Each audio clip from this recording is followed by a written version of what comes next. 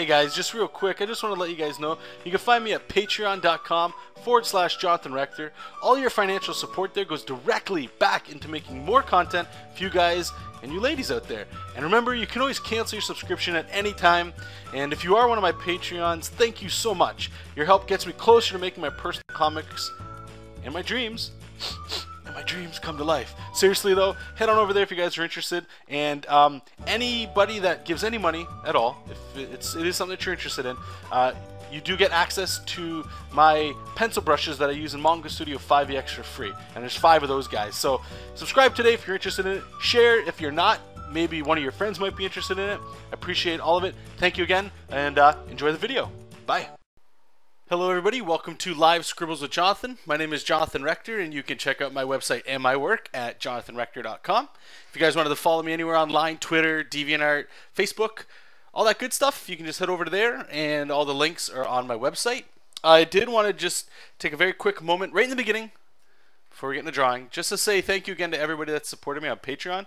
Over the last week, there's been like a burst of people that have just shown up to throw $1 my way, and so I'm very grateful for that. And if you guys aren't familiar, you can head over to patreon.com/Jonathan Rector, and if you guys wanted to support me in any way, feel free to do so. There's some free brushes from Manga Studio 5 in there, just as a little incentive, and it's just a little way of saying thanks. And all the money that you guys are putting towards that, I am directly putting that right back into creating personal projects and all that stuff, so that I don't have to take on client work, and then I can just focus on that and more content for you guys. So thanks again, and I appreciate all that. I wanted to say as well, in the chat, there's this really cool question, and it's kind of like a conceited one because I find it interesting, but somebody was asking about how they found out about me, you know, like where they're looking on YouTube and stuff, and you know, I'm keeping an eye on the chat while I'm doing the pre-show here, and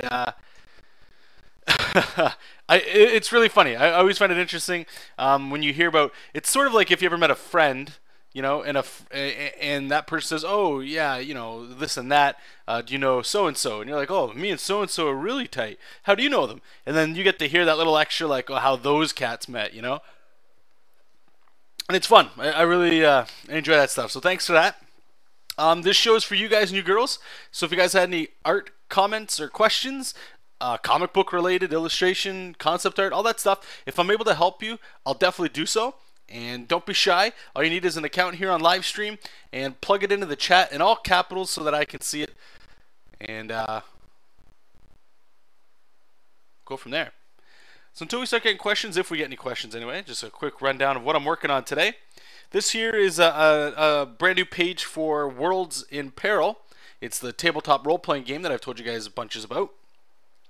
And it is, actually, here, I'll open up the previous page too, just so you guys can kind of see what's going on. I think you guys kind of like it. It's going pretty good. I just had to finally wrap up a cover that you guys saw last week.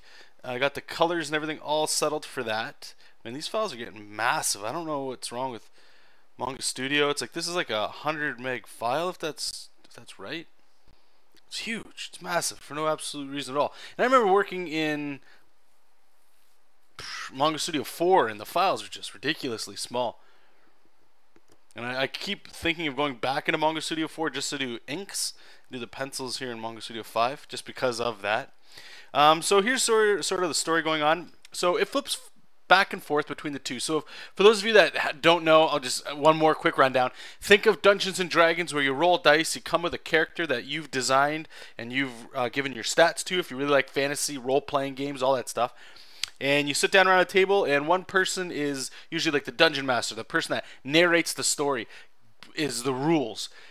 Honestly, Dungeons and Dragons, all kinds of tabletop role-playing games, to me, when I did play, and I haven't played a lot, but when I did play them, they still hold special memories, and they're like, to me, one of the best video games or game mentalities that I've ever experienced. Just the breadth and the wealth and literally decisions that you can make on the fly, nothing comes close. So it's like that, except with superheroes, okay? So it flips back and forth between this stuff here, which is the player characters, which would be you and me, you and I. And then it flips into this darker stuff here, which is the main character and the superhero stuff. So what this does is introduce the player to the rules and the mechanics of the game. So, you know, you'll have speech bubbles like, oh, if you look at your character sheet there, it can do this and that and that. And then she would say something like, oh, I want super absorption and blasts and all this stuff, you know. So he's like, okay, you got to write that down. So she starts writing it down. And then we go back to, in the story, her decisions are actually affecting things. So as she jumps off of a building, one of the powers, I guess, that she ends up taking is the ability to manipulate energy. So she can also absorb it. So she hits the ground, and we got this cool thing. And I've got Arnaldo, a fantastic color. So I can't wait to see how he does this last panel here, where we got like these shock waves, you know, boom, kind of coming out, and we got the cars flying. We got some people over there kind of running around and all that fun stuff. So that's where the story's going right now. So we've got the character crashing in onto the streets, and now the people are panicking, and now the story kind of goes into like, well, what happens because of that? There has to be a repercussion. You can't just go around breaking the city, just jumping around because you think you're cool, right?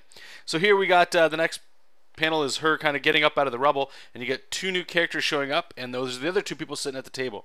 So now you kind of have like this team mentality showing up, and here he kind of introduces everybody, and they're all kind of like waving, how you doing?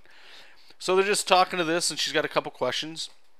And he starts to describe more of what it's like if you become, and I think this is actually a really cool thing, and it's an interesting way of thinking of story in general, especially for superheroes. But this one part here, he starts to talk about like if you're basically invincible, like you can do anything, you sort of get like a Superman complex, that sort of idea where if nothing affects you, you distance yourself unwillingly away from humans. And I think it's a really cool story shot here where it's a Superman-esque character, you know, just looking down at the earth. And that's what we're going to be drawing next here. And then on the next shot here, just a close-up of that character. So the idea is, if you want to make a character in this game invincible, you kind of separate yourself from the team. That whole idea of, well, I don't really need a team because I can do it. All really cool things that I like. And it goes back into the punishment and reward kind of thing. So in this situation, you have to give up stuff in order for people, citizens, to kind of like rally to you. Like, oh God, Spider-Man just, you know, blew up that satellite tower, but he did the best he could. But we like Spider-Man because he hangs out with kids on his days off. You know, like something like that. Anyway, it's really cool stuff, and that's what we're going to be working on today. So, going to get into the regular inking on that. And let's let me scroll up because I believe somebody had a question.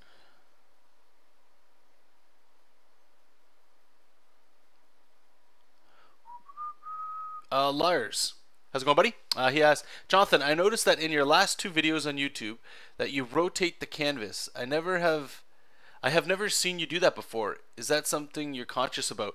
Okay, so when he's talking about rotate, he might actually be literally talking about this action right here, rotating.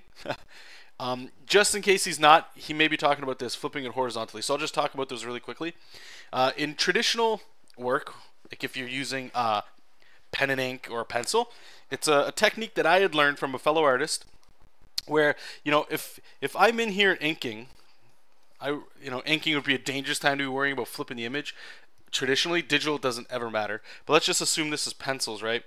So I'm here and I'm penciling away, and what happens is it starts to look okay to me here. But as soon as I flip it or put a literal, like a real life mirror up next to it, and I just look into the mirror, it'll flip the image. And all of a sudden I can go, whoa, that jaw's too big, or his eyes are messed up. So that's why I flip it.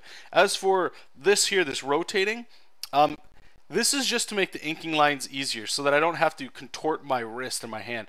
As sad as it is, I am noticing that I am starting to get pain in my hands and wrist, which is a scary, scary thought. And now that I'm aware of it, I have to make some conscious efforts to always figure a way to make it so I don't get carpal tunnel. I don't want to have to not be able to draw with my left hand and have to relearn with my right and all that stupid stuff, right? Nobody wants to go through that. So that's why I rotate it. However, why in my previous videos you probably haven't really seen me doing it much is when I first learned how to, or first started, I should say, doing digital work. I learned how to draw with actually it wasn't an Intuos, it was a bamboo. Nope, a graphire, which is I don't even know what I used to draw with. It was a graphire which came before the bamboo. And you couldn't really rotate anything when you would draw in Photoshop. So a lot of it there was I had to teach myself how to draw by, you know, moving my wrists in a certain way. And I'm assuming if most of you guys are using tablets, you already know what I'm talking about. How you have to get like weird angles sometimes with your hand just to get a certain line. But in Manga Studio anyway, I have it set up here so I can just click these buttons if I wanted to rotate it. I have a button up here that I can reset it. But I'm using the small Cintiq, the 12WX. So one of the hotkeys, I can just hold it, and it's the X key, and it kind of, I can rotate it on the fly and then just reset it whenever I'd like to. So that's kind of why I'm using it that way as well.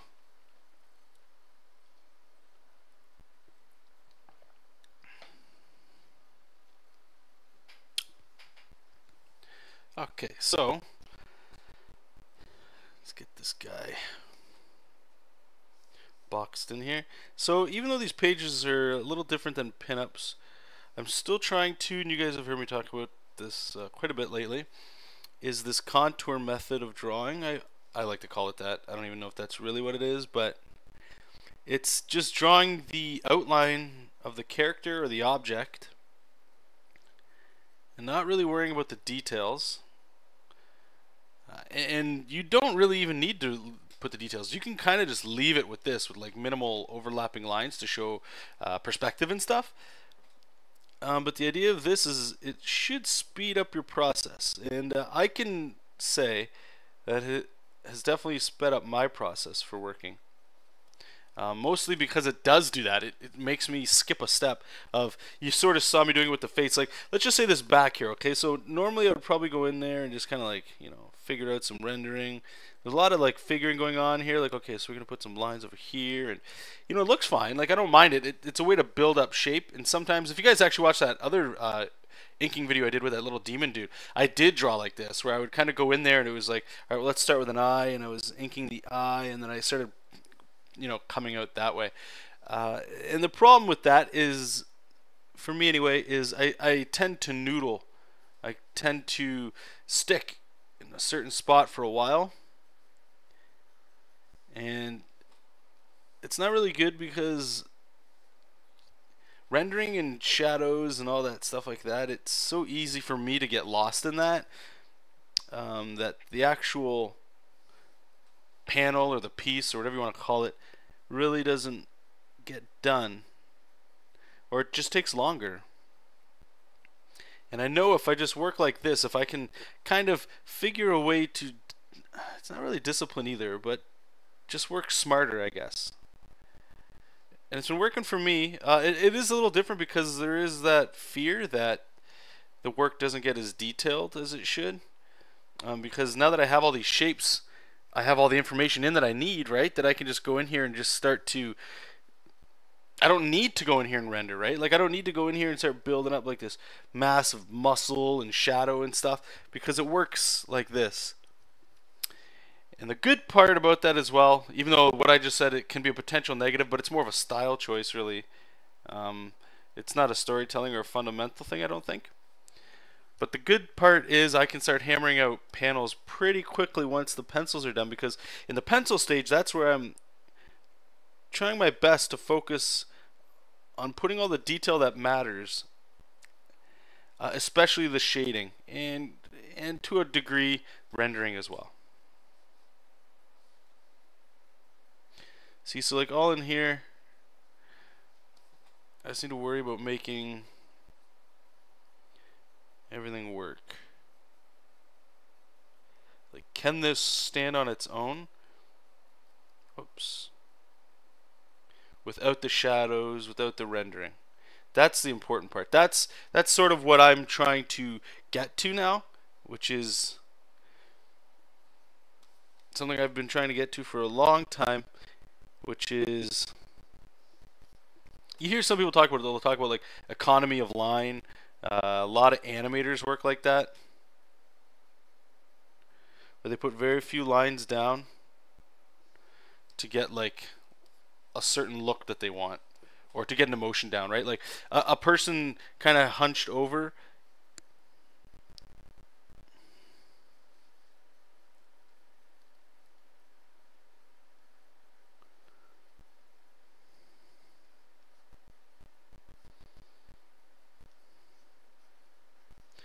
really doesn't need much more lines than like this, right?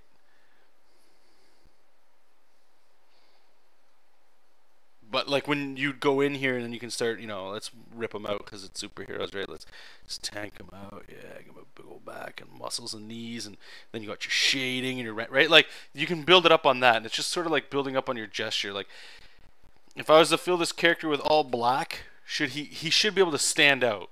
Like his silhouette should still work.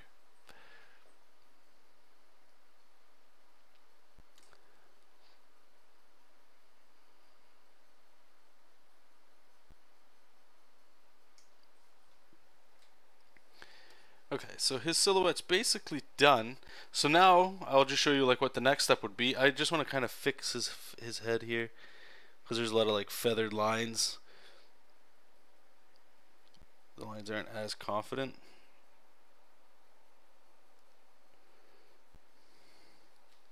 So now I can worry about actually getting these lines to work in here.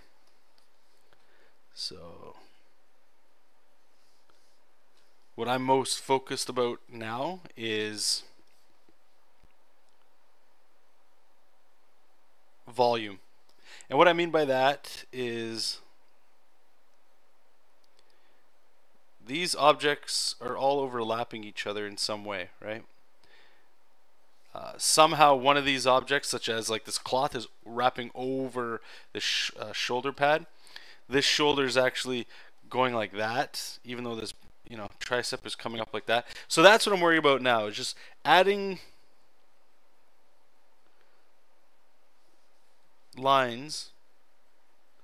Really, that's all it is, just adding lines to help sell the illusion that this stuff is going in space. Like, not literal space like he's in, but perspective space. And costume elements. Give him the classic glove.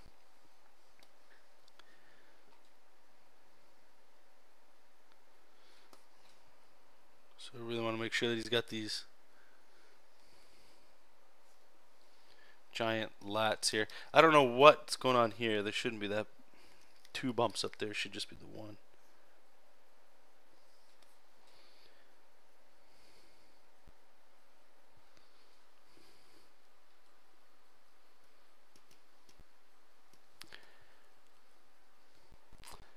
And we're going to give him the big ol'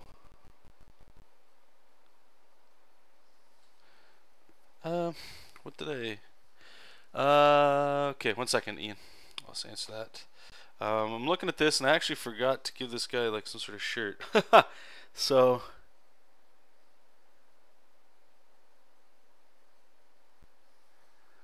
there you go. So it goes around his neck. It's pretty high. Okay, so Ian is saying that he has to go a little early tonight, so he's got a question. Can you promise to draw naked ladies for the rest of the stream to encourage me to watch this on YouTube?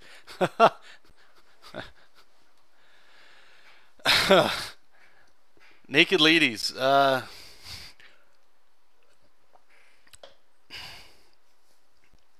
Unfortunately, I'm going to do the corporate response here. I have client work that I have to do, so so I can't draw it. I'm sorry. I will make it, I'll add it to the list. Maybe we can schedule something here, guys, where we'll look online and we'll do some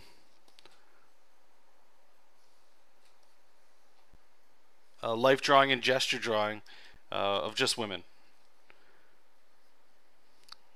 We'll use it as an excuse for some study. Just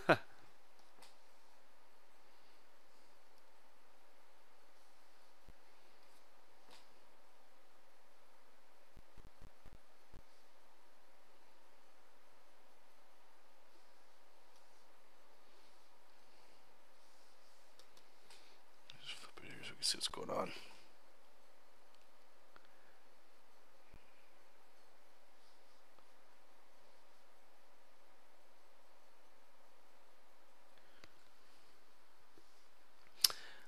Okay, I guess you can type in bold too. I didn't know you could do that. No, that's fine. It makes it a little easier to see, actually, more capitals. Nod Brotherhood is asking, in Manga Studio, is it possible to put 2 finished pages on a single page for printing? Kind of like something you would submit to a publisher. Uh, absolutely. It's a little. This is honestly why I like Photoshop, because it makes editing things so much easier compared to Manga Studio, at least in my experience. You can. What you would have to do is open both images. This is the way I would do it anyway. Open up both images and then create a new file that you're going to put both those in.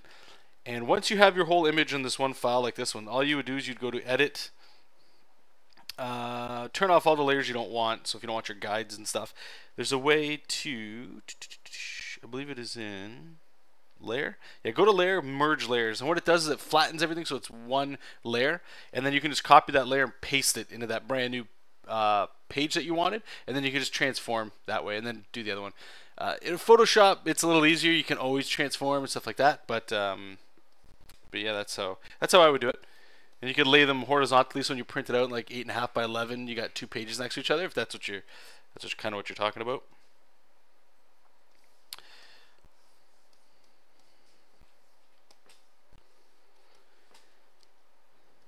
All right, so let's add some shadows to this guy.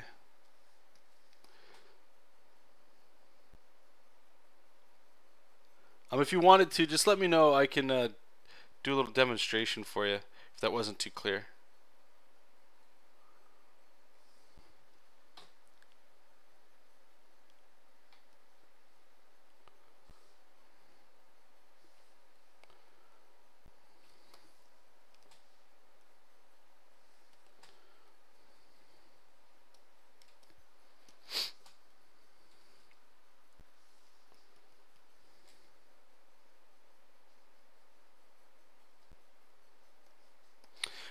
Okay, yeah, so Art is saying you just have to start in story mode on Manga Studio, have two set to make like a double page spread, I'm assuming. Oh, I'm not sure. Maybe you could print like that. I don't know. I never really tried that. To follow up the two-page question, can you do a two-page spread in Manga Studio? You totally can.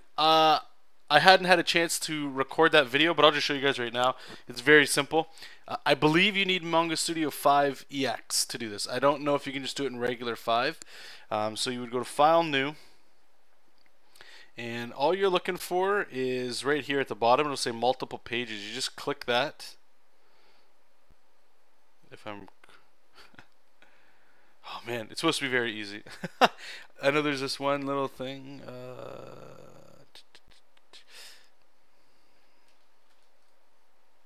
Spread corresponding page 2.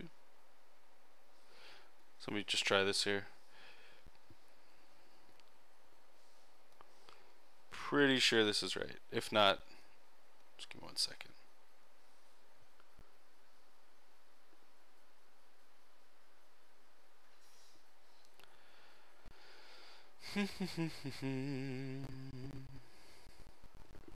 Probably should have did it with a slower image.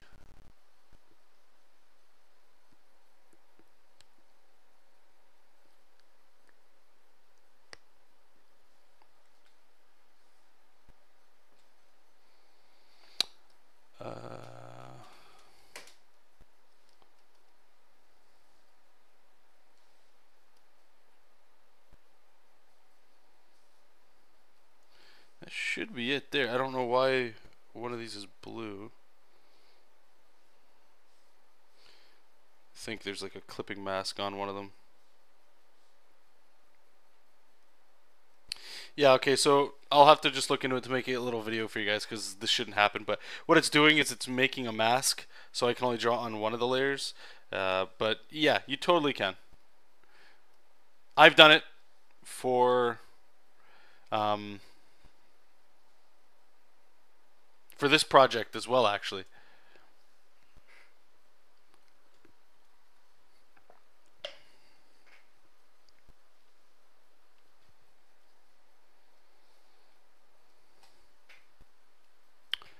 Just trying to save here.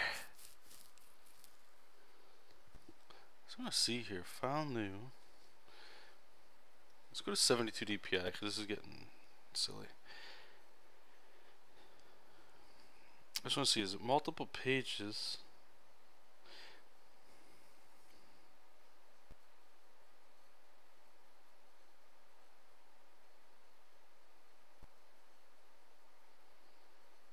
pretty sure it was just that.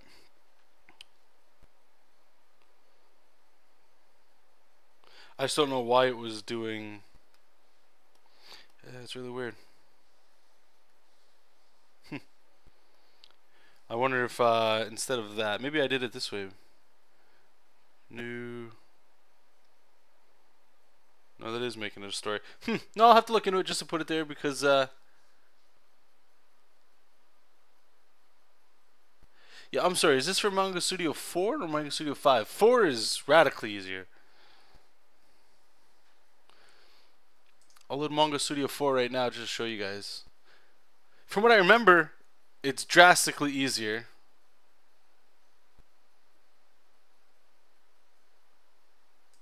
Oh, okay. You are using 5. Okay.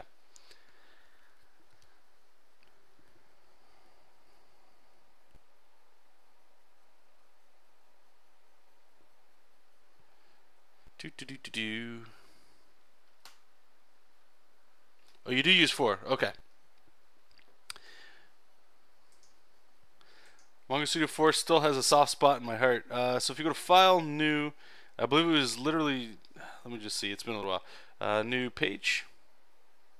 You might need the EX version of this as well, I'm not too sure. And this is literally it. Okay, you ready? This is awesome. So I don't even know. I think I just have like regular sizes here. We'll go basic paper. Nah, screw it. Submission paper. I don't know. We'll pick one. Yeah, this guy. And right here it says page settings. You just click double and click OK. Bang, you're done. That fast. That fast. This is honestly why I like Manga Studio 4 a lot better. And the inking tools, they still feel just as nice.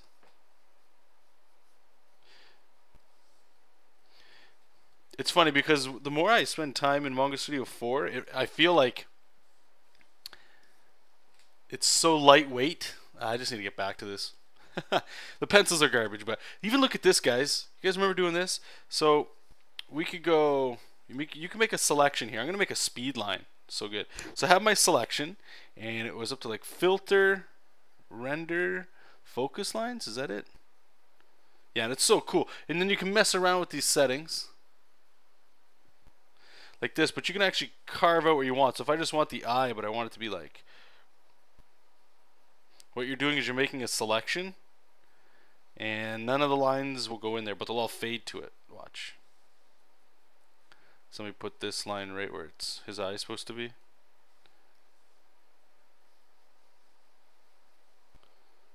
And you can adjust the width and all that stuff, but like, look at that. Compared to Manga Studio 5, this is the one feature that I actually wish it had. And I don't know why it doesn't. It's like it's a much different one, but man, it's cool. Can you change the layer like if you use single page layouts but you want to switch them to oh, like if you already had it going? Okay. Do you already have a story like file new story? We'll say we got, just for sake of argument, 8 pages. Yeah, okay, go. So you have them like this. What I'm assuming you got. So let's just say you want page 4 and 5 to be double page spread. I think you literally just you click one and then left shift the next layer, right click, and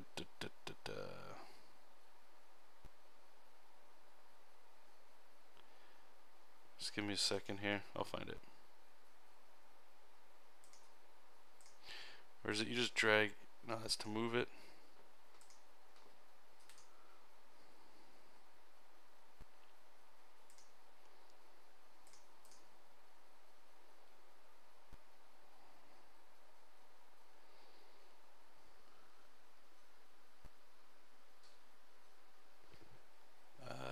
Just find it. I know it's here because I've done it. I've done this. It's just been a little while since I've been in here. So edit. Okay, file. No. Story. It's something like merge. Select something. Change those things. No view.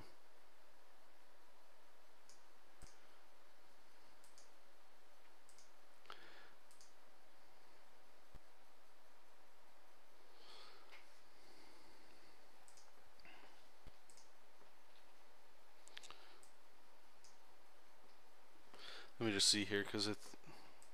I'll get it.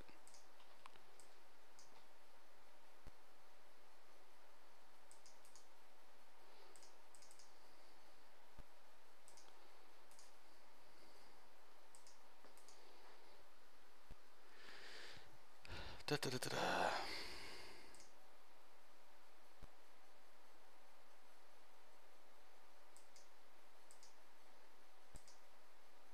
Let's insert a new one. Okay. I do have a video on YouTube. If you just search double page spread on Scribbles with Jonathan on YouTube, my channel, it should be there. I still have to make the Manga Studio 5 one. I don't want to spend too much time in here. It is very easy, but it's like everything else. Once you learn, it's always easy. But if you haven't been in here in a while, it's going to get a little take a little time to remember it. Oh man.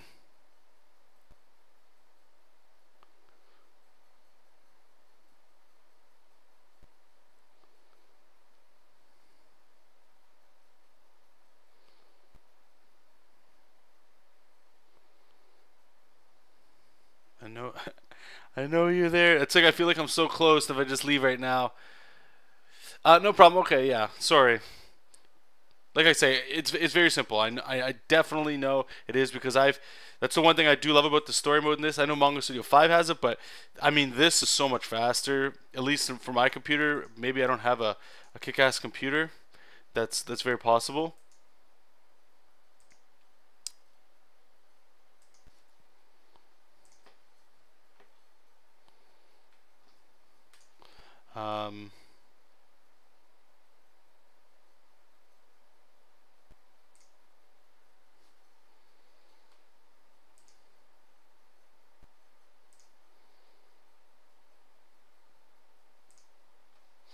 It was weird. It was like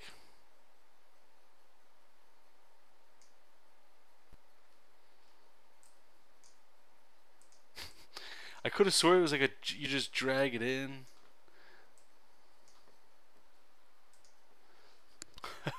This is entertainment right here, guys. Select one page, right click, then match pages, I think. Alright, let's try it. Right click, match page, match. Oh, it is, yeah. Oh, I love you. Thank you. Okay, so Lars is the MVP. There you go. We're gonna have a brand new double page spread. So what you do is let's see. Okay, so Manga Studio 4 is awesome because it does this. I'm assuming 5 does well, but you see how there's this light gray that bundles each of these pages because it's letting you know that that gray is one page of printer paper, right? So if you open up a comic book and you open it and there's a staple in the middle, these are the pages that are in between for the binding. But it also bundles them together. So if you just right click on any of them, match pages, it'll tell you match page 2 and 3, turn in a double page spread, boom, there you go. So when you open it up, it's just like how we looked at, which is great for making comics on the fly, which is awesome for Manga Studio 5 if you ask me. And if you right click, it's just unmatched pages, and bang, you can get them back. And this is what I love too, right? You just go in there, you can right click, and you can go insert a new page, bang, you insert it. This is one thing that I found when I was doing that 24-hour comic book day. I don't know if you guys have ever seen that, but check it out if you're interested in that. Working on a comic book in 24 hours. But what was awesome about it was an experiment for me to find more about Manga Studio 4 as a way to get out of Photoshop, and I wanted to go in there very raw, very let's learn as we go. This is a good project to do so. And when I went in there, I started to find that it was, if you just go in there with the mentality of, I'm just going to wing a comic book here. We're just going to make one with the idea of, okay, maybe it'll be 24 pages, right? But all you do is you put down 8 pages of like, yeah, the fight's here and all that stuff. When you go back to that story view, it was so cool because I could just go, all right, well, insert a page here. And in that page, that's where I want to have like them just staring at each other, waiting to fight, like in Dragon Ball or something where it just plays out. And from a visual artist standpoint, not a writing standpoint, in my opinion, it was amazing because I find when I write, I get stuck in, okay, so on page blank, this happens, that happens, and you have to read it, and it's not the same as just looking at a picture, right? For me, anyway. So just being able to add pages was it might not seem like anything, but if you guys are actually getting into the habit of, or trying to make comic books, your own books, and that sounds like an interesting way to write, and to be fair, just me talking about this right now is making things a little clearer for stuff I want to do, and I'm only realizing that as I say it, which is pretty cool. It's pretty cool. It's I haven't opened up Manga Studio 4 in a little while, and just going through that with you guys was kind of refreshing. So I'm thinking I might actually just do the pencils for the next page here in Manga Studio 4 or 5, and then save it, export it, and then bring it into Manga Studio 4, and then do the inks there. They always did feel, I don't want to say better because it's not true, but they just felt more responsive, I guess. I don't know. Lightweight. That's the way I'm looking for it. Oh shit! Am I drawing on the wrong layer? Oh, gross! I'm drawing. Alright, so be careful of the layers you're drawing on, guys. All these that I just drew, all my rendering and stuff, I was drawing on the panel border layer. Not good. Edit, paste. Edit, paste, and place. Do you guys have that? No, that's great. Paste. Whoa, okay. I don't know what's going on here. Alright, lesson learned. Let's just stay away from all that stuff. Okay, just to let you guys know, there's about 20 minutes left of the show. So I want to say thank you guys one more time. I really appreciate all the support that you guys have been giving me. For anybody that's in the chat right now, if you enjoy the show, enjoy the stream, please let everybody know, all your friends, your artist friends, anybody that you think might be interested. So word of mouth is awesome. Any thumbs up, any shares of this video or the live stream, anything like that, thank you. And for all my Patreon subscribers as well, I really appreciate all the support there. And if you guys wanted to become a member, just head on over to patreon.com/Jonathan Rector. Lars is asking, Jonathan, would you mind looking at my new drawing? It feels kind of flat. Absolutely. Just paste it into the chat here, and I'll do my best to help you out. Perfect Newt. Hey, how's it going, buddy?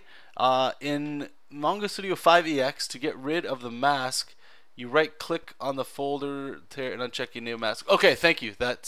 I'm sure I'm going to come up with that when I do the video, so that's good to remember. Thank you. So to do that, you right-click on the folder in the Layers tab and uncheck Enable Mask. So Lars is posting a picture he's having a little bit of trouble with, so I'm just going to open that up and bring it into Manga Studio here, and then we can butcher it. He just needs a little help because he says he feels like it's a little flat. Alright, so the title here so far is the Human Torch, which is scary. Because that's always... The Human Torch is one of those characters that's... I mean, he's fire. So it's very hard to play with light source. You would think it's easy because he is the light source. But you can tend to get drowned out pretty quick. Okay, so let me just paste it in here so everybody can see it.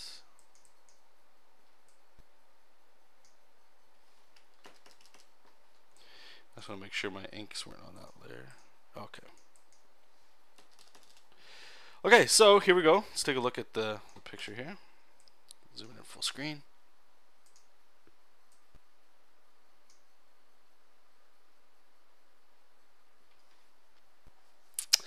Just really quick there, Observant Jim is saying, John, it's worth locking all layers you aren't currently wanting to draw on. It's, I agree with you, and I think everybody should, when you start getting the habit of that, and that's not to say as you draw more, not to have that happen, because that's a prime example of what I just went through, is why you should lock them, so that you don't draw on things you don't want to. I'm very lazy when it comes to that, and it's a pet peeve of mine, clicking on layers that are locked and having to click a layer and all that. So it's not my thing, and I'm just making excuses as to why. But yes, to prevent what you guys just saw from happening or to yourself, it's very easy to just click the layer. And I say easy, even though I just complained about it. But yes, you can definitely lock it. Okay, so let's see if we can address Lars' question here. So he was saying, let's critique it because it feels a little flat. I will say right away, It's very interesting. I do like it. I like the idea of the Spider-Man kind of effect, I like to call it, where it's half Human Torch, half of the other thing. Okay, so the part that's making this flat, there's two that are jumping out right away. One is there's a disconnect happening between these two sides. That's the first one. And the second one is this fire. It's very tricky, but do you see what you did here? You have his chest, and you have his thigh, and you have his arm. And what you did was very smart. You had yellow here, and then you went red. So what it does is it's a natural progression from red to yellow, right? It gets warmer, and then it gets cooler and warmer, so that this shape is stacked over his thigh. Now what you did is, I know what you're doing back here. You're trying to make it look like, you know, the rest of him is kind of like, not like a cape, but just hear me out, is that's sort of the effect, the cape. But what you did, unfortunately, is you combined all of this into like a, I want to say it's a mess, only because it's blending in with some other fire shape that we don't know where it's coming from. So all of this is just a flat chunk because we don't know where it's coming from. So if you had just done this effect right here, it would have been in, I don't want to say way better because that sounds a little weird, but let's try it here. So I'm just going to crudely draw it in here. And just be aware that there's always, whoops, that stuff going on. And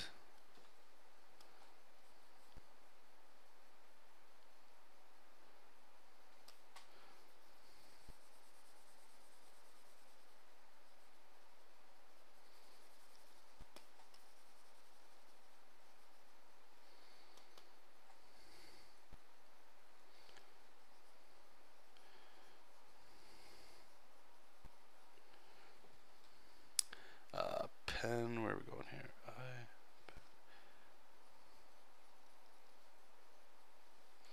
So the other thing too that I'm just noticing is we kind of lost his shoulder, right? So we got a shoulder here. We need a shoulder here still.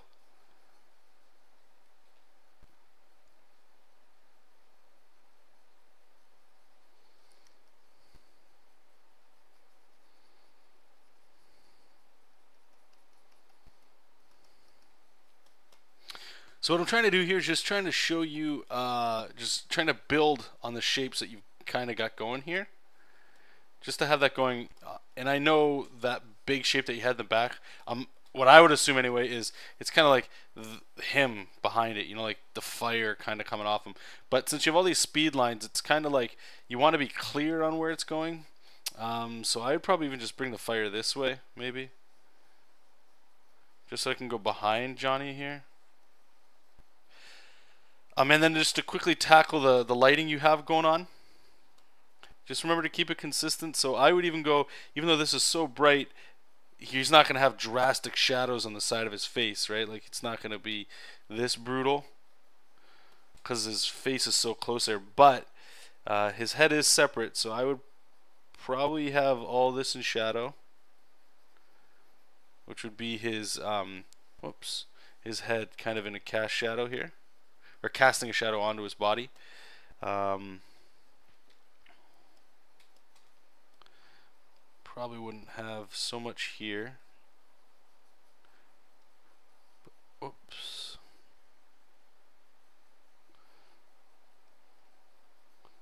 But his shoulder underneath is where all that shadow would probably go. This whole arm probably be a little bit more like this here. I wouldn't really worry about the sky bounce light here. So what you're doing here, and I've seen lots of artists do this, and this is a style thing, but you have a secondary light source bouncing here, which is great. But when you're working with the Human Torch, I mean, he is, chances are the guy is fire, right? So if half of him is on fire, personally I find it weird, and that's why I say it's a style thing, because if this guy is on total fire, I mean, the chances of you seeing any other light source other than him is pretty rare.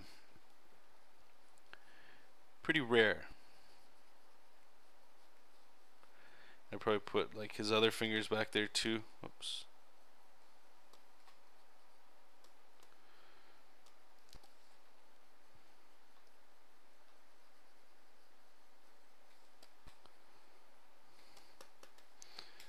And then you did the right thing there. You started pulling the colors obviously from the fire, which is great.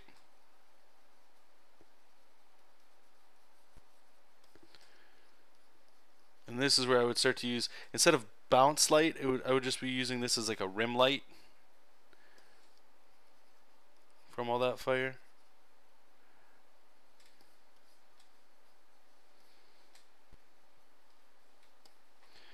And you can just use the yellow to highlight specifically where it's going. So something a little bit like that maybe. But anyway, I mean, I dig where you're going. I think it's a great job. But when you're playing with shadow and light with a pure light object, it's tough. It's very tough to keep consistent with it, and I find that it's very easy to get lost when you're doing that stuff. But no, I mean, I dig it. I think it worked out. The concept was there. I think just the execution got a little lost.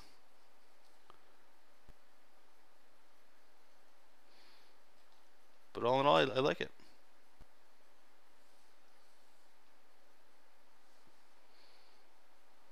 Now I just want to keep drawing a Human Torch.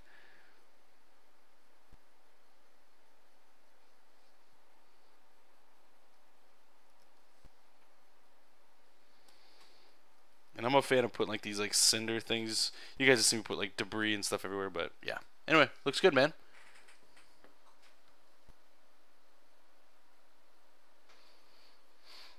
Yeah, you got your work cut out, but the fundamentals are there. It's just keeping with it. That's all. So, yeah, thank you. Thank you. Okay, so let's get back to this. See if I can get some lighting going on here. That's not on the wrong layer. Sorry, somebody said Observant Jim was saying hard to get it in the habit of locking the layers. He knows. He did it 4 times and ended up really regretting trying to keep track of layers. And that's definitely a pro reason to do something like that.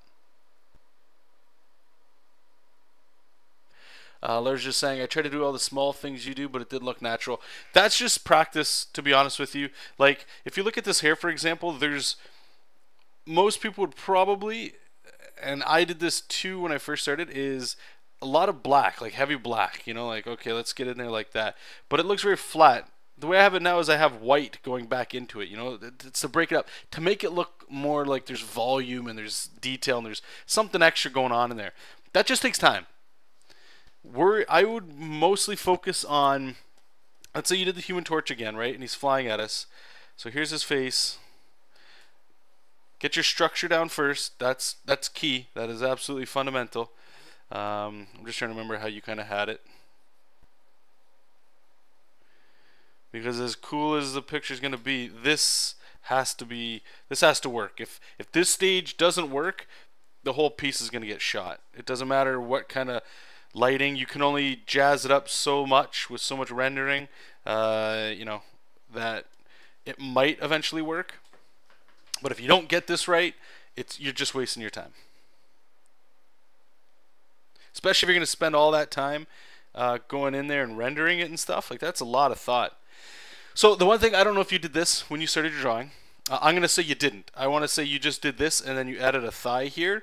A lot of artists do that, which is great. I know the old school greats used to do that and it would sell a lot. But you're doing somebody flying, and what you ended up doing was you had all this fire kind of coming back here, right? Just because I'm assuming it had to have something. If you establish with this pose whether or not his butt is in the background here, you know, and he's flying that way, or if you're going to see his crotch area and his thighs this way, that helps you out so much, okay?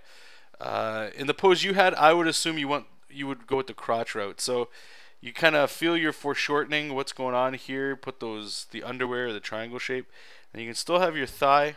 But what it also does is it also landmarks things, right? Like, okay, well, I have to have a thigh back here. But right now, right away it's starting to look like there's a little bit more depth going on, right? And the only thing you really need to worry about here is, since half of him is a face, which you kind of had, is just worry about simple stuff. Keep it simple. Don't worry about adding 15 light sources. You know half of him is the Human Torch, which is a gigantic ball of fire. So you know your light sources, all that. So, and it's very close. It's very close, right? So just keep your shadows simple. Okay, so if his fire is that close, okay, I'll just put a little arrow so you guys know where the fire is. So he's probably going to have a cast shadow here. As that shoulder is getting tilted down, this is where your practice in lighting will work, right? Even if you don't like to draw in heavy shadows, guys, maybe you're manga artists, you know, and a lot of manga artists don't really play a lot of shadows, not like Western artists tend to do. Comics, I should say, anyway. But it still plays if you plan on coloring. So don't think of it as like a wasted talent or wasted time. Shadow and lighting will get you so far. Just please take my word on it. It is difficult, but it can be broken down simply, and I'm just trying to show you that now. The understanding is the difficult part of applying it to it, but once you start to understand how the pieces sort of work, you will get better over time. You don't just are awesome at shading and rendering, okay? So since his shoulder is going back, right, we're doing this kind of shape with a cylinder, and then we're going this way with another cylinder, okay? So knowing that it's going away from us, a lot of shadow in the bottom, and basically all of his arm would probably be in shadow, like his whole bicep, and this whole side of his arm would be in shadow. And right away we're starting to see what's going on, right? So don't forget his leg down here. His leg is still a giant ball of fire, but it's coming at us like this, right? This one's going away from us. So this thigh is closer to us, but it's still going to cast a shadow over on this guy down here. And you might put a little shadow here with his pecs and stuff like that. But really, that's all you would need for the one side. And then the rest here, I wouldn't even worrying about shadows and stuff. I would just, well, that's a lie. Your shadows won't be black. They'll be like that red. And then your highlights will be your orange, right? And then you would just kind of build it from there. And the other thing, too, is to get around like this thing you added behind him. Now that you know where you decided where the hips or the butt, if the butt was back there, then yeah, you could put flame back there.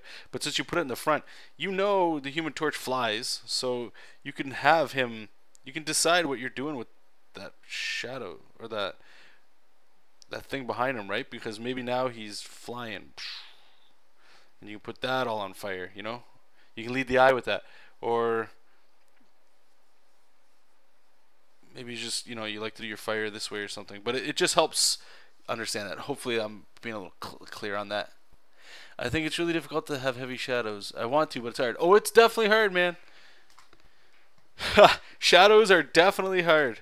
If there's any advice that I can give you besides everything that I've already told you, is if you're going to go into shadows, like heavy rendering, look at Mike Mignola, all these guys that just like go, alright, I'm going to do some inking, and they're just knocking in blacks like it's sick. Just be aware that you're going to destroy your line art. All that fine detail and stuff is going bye-bye. At first. Oops, I'm still drawing on the wrong layer here. Okay?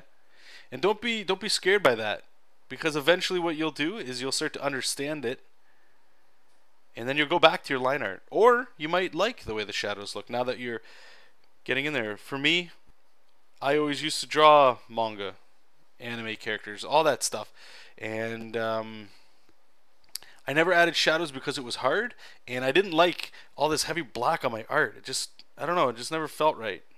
I like to look at it from other artists, but I don't know if it was like a mixture of me just being shy and not confident, or maybe just not understanding what it is that I needed to do to get it to the level that I would like it at. And then I met an artist who said, you know, just grab a Sharpie marker, draw a character, draw a face like this, okay? Real lightly with like a pencil or something. Keep it simple, just do like 3/4, block it out, keep it nice and light, and just, you know, worry about shapes like this. I'm just trying to be pretty crude with it. Thinking of it in 3 dimensions. You know, get stupid with the mouths and stuff, make them look real goofy. Know where your chins are and all that stuff like that, right? And just lightly erase it, then get your great big what's it called? Sharpie marker, where it's like every time you draw it's this thick. You can't really go lighter than this. And then just pick a light source. Keep it simple. I want to go from the top, from the bottom. And look at reference, it'll help you. But you know, if light's coming down here, then like, all right, there's his, what's it called, his brow, maybe a little bit under here for his eyes. All underneath his nose is going to be in shadow. His upper lip's in shadow. Under his lower lip is in shadow. Maybe we'll put the chin in shadow. All that jaw's in shadow. And a lot of it's like, well, maybe I'll do this, maybe I'll do that, you know. But what it's doing is showing you, like, look at that. If I turn the pencil off, you can see all of a sudden where form is, right? But you have to go through this in order to get where you want to. And I'm telling you guys, understanding this right here, in my opinion, is probably more important than, and this might sound real stupid, but line weight, or not line weight, sorry. Life drawing is very important for learning structure and figure work and stuff, right? But I went through a good portion of my early career, like getting comic book work and stuff, with horrible anatomy. But I could help sell it with it was, I don't even want to say proper shadowing, just it looked like I knew what I was doing with my shadowing. It took me a little while to go, you know what, stop doing shadow and just get your figure work better. I still need work at it. You will always need work at it. But if you can start doing certain things, it'll just make people believe you can do something. So let's just say, real quickly, you had, I don't know, Joey brick legs here, okay? So he's massive. He's kind of grumpy because he's got brick legs. And he's absolutely horrible. So, you know, you kind of have me like, yeah, you know, obviously my figure drawing is crazy. What is this? Let me just turn the pencils off. But then all of a sudden you start applying simple shadows on there. It makes it look like you kind of have a clue. So let's just say, again, we'll do top left. So, all right, so Joey Bricklegs, that side is in shadow. Oh, this side's in shadow. Yeah. But then you start getting crazier. Like, well, his arm would cast a shadow onto his body, right? His head would cast a shadow. His shoulder's casting a shadow over here, but all that side's in shadow. Yeah, okay, cool. And then you do the next thing where you're like, and, oh yeah, because the light, he's casting a shadow himself. Ooh, now we're getting into the fancy artsy stuff. And you just shade all that with your big fat marker. Okay, so what I'm trying to describe to you guys, and hopefully you can kind of see it, and I'm not just understanding to myself here, but I would hope when you would look at this, this looks like a more competent drawing, even though it's fucked up, it's gross looking, okay? But it looks like, oh, well, the person put a cast shadow. Oh my god. Cast shadow is difficult. That takes some sort of thought. You need to be an artist. Who thinks of cast shadows, right? And you're like, oh wow, this guy's got shadow too. Somebody's got some stuff going on. That's what I'm talking about. Like, I was able to do this so I could get away from, like, the artists at the time used to call my anatomy rubbery. Like, what I would used to do would be something like this, where I would draw, let's say it was an arm. I mean, it's pretty gross looking, but let me just kind of clean it up a little bit here.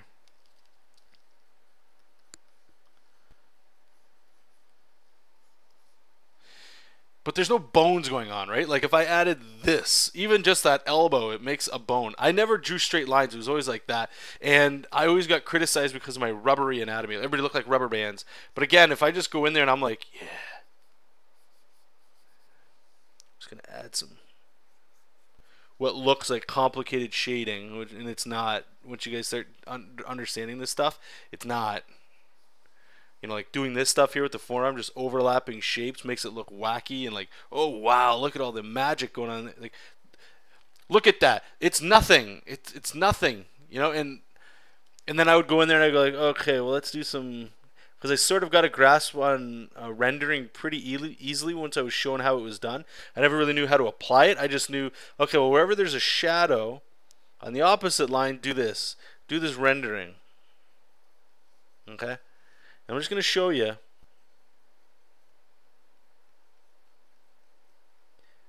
Because it's not clean, it's still pretty messy in here. But like, to the untrained eye and stuff like that, this is good. It's disgusting. Okay, I'll tell you that right now. Like, there's no thought. Like, there's not. The more you guys do this, the more you understand. The more you want to get better. The more you want to understand how to get certain effects when you draw. Like, I'm assuming most of you, if not all of you, you want to be able to go like, you know what? I'm gonna draw rocks today because a guy is throwing them and there's debris everywhere.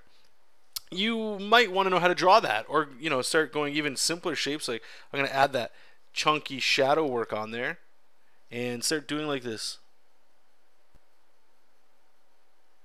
sort of rendering maybe. Or if you've got like a wall, being able to kind of render it out like this. Whoops. And if you want to do this stuff, you're going to have to be bold and add shadows to your artwork. You know, and it is scary, and I know confidence, you said, is one of the key factors as to why you might be afraid to do it. But if you can, I'll tell you guys right now, I'll promise you this. I will promise you this, okay?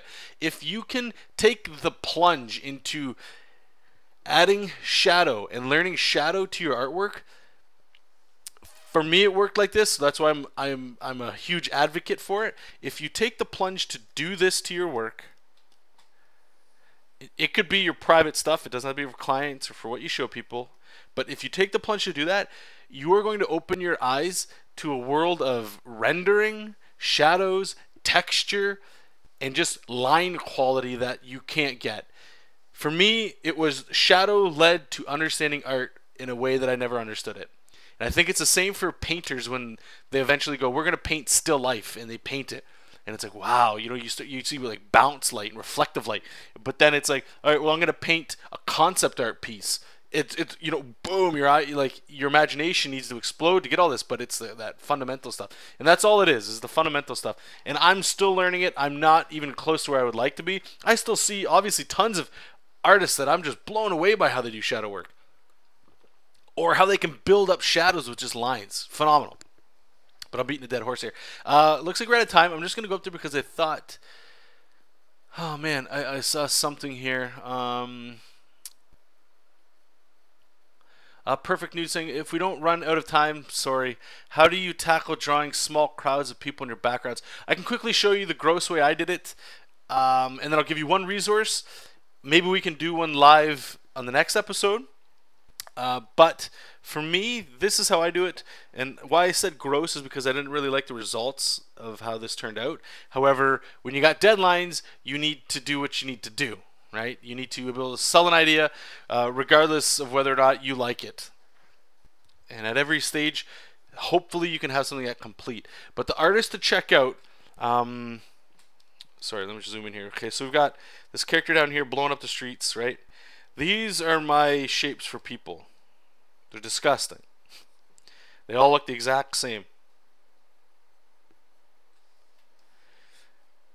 Now, the reason why I didn't go into much detail on this is because I have an amazing colorist who's going to just bang these guys out. I'm assuming he'll probably just put in like a flat color, so that's why I didn't really do it. But when you look at the size of this page, somebody might look at it about halfway from here and here. You're not going to see them, so you don't really need that much detail. The artist that I would highly recommend, and this is somebody that I continually look at, let me just bring it up over on the other screen, is Brian Hitch. Brian Hitch Ultimates. Brian Hitch did a comic for Marvel called The Ultimates. I recommend reading them. I thought they were really good. And the reason why I like it, I think he's a phenomenal artist, but he also was able to do crowd scenes. So like this. So I'll look at stuff like this from time to time. I try to look at it, like I say, from time to time so that I don't just copy it. But there's so much quality in here that it's disgusting. Like all these, what I get from this is I see how he breaks up shape with clothing. So it's just rectangles, right, with a little bit of triangle. It's very difficult to do this sort of thing because I think most of us are used to drawing like Ant-Man at the top here. Like that's a figure you draw, but when it gets smaller, how do you simplify? So I'm just zooming in big time here. It's gonna get blurry, but if you look in the back, they're sort of similar to what I did. Okay, except what he added to them that I didn't add that actually helps is shadow. That's it. If you get those chunky shapes and you add a little bit of shadow underneath, like it just gives it depth. So check out Brian Hitch, okay, if you're interested in my opinion, looking at a quality artist that likes to draw or draws crowd scenes really well. Okay, so with that, guys, I'm just going to wrap up and say thank you once again for stopping by. I hope you guys had a good time. I did. I definitely did. And thank you, everybody, once again that helped spread the word about the stream with all your shares, thumbs up, retweets, word of mouth, all that stuff. Thank you, guys. And one last plug, and I'll continue to do this, and unfortunately, sort of have to, but if you're interested in giving me any kind of support right now, financial support, you can head on over to patreon.com/ or it might be / Jonathan Rector. And all the money, 100% guaranteed, all the money that you guys are donating through there, I'm putting directly back into this content here, as well as personal comics. And it's just helping me get closer to being a little bit more independent with what I'm doing. And, you know, the support's been awesome. One thing that I will say, if you submit even like 10 cents, I don't even know, I think you can go down to a penny if you really like to, you get access to a download for 5 Manga Studio pencil brushes that I use all the time in Manga Studio 5. And you get those for free, just for even for a penny. And it's subscription based, so you can always cancel your subscription if it's not working in your budget or anything. So again, thank you guys so much. Appreciate it. Keep reading comics, keep making comics, and I'll talk to you soon. Bye.